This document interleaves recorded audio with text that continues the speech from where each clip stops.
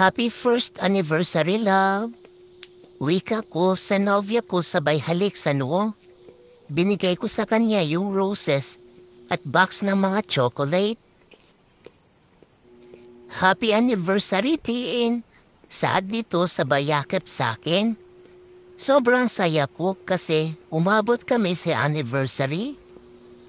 Kinuha ko yung gitara ko saka tumugtog ng song na lagi niyang kinakanta. Love Story with Taylor Swift.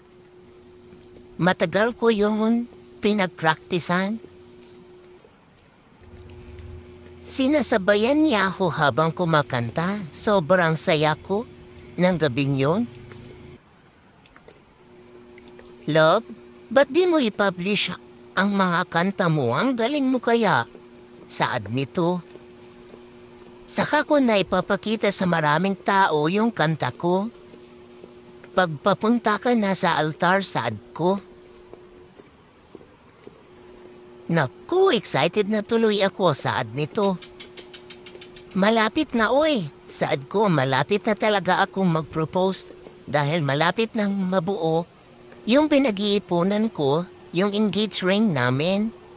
Niyakap niya ako, tinuro niya ang mga star.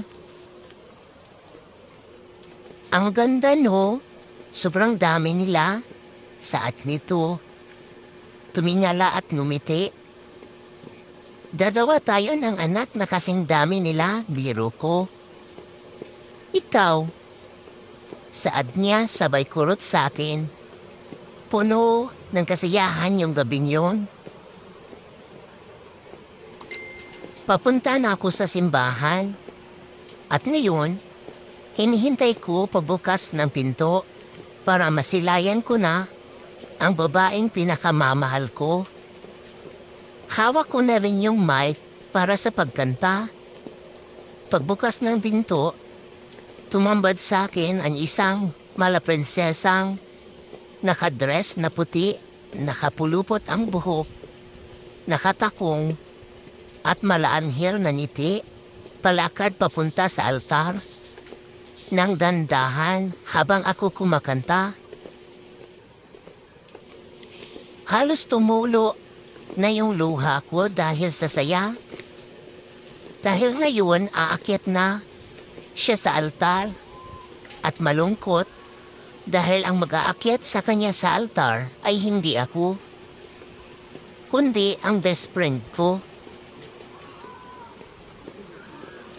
Tinapos ko ang kanta. Masaya ako dahil natupad ko na ako ang kakanta para sa pag-akyat niya sa altar.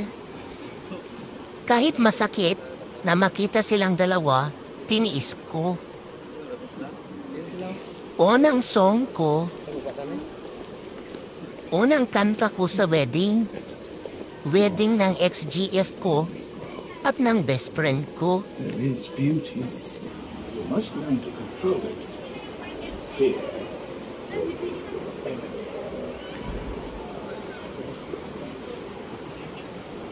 can learn to control it.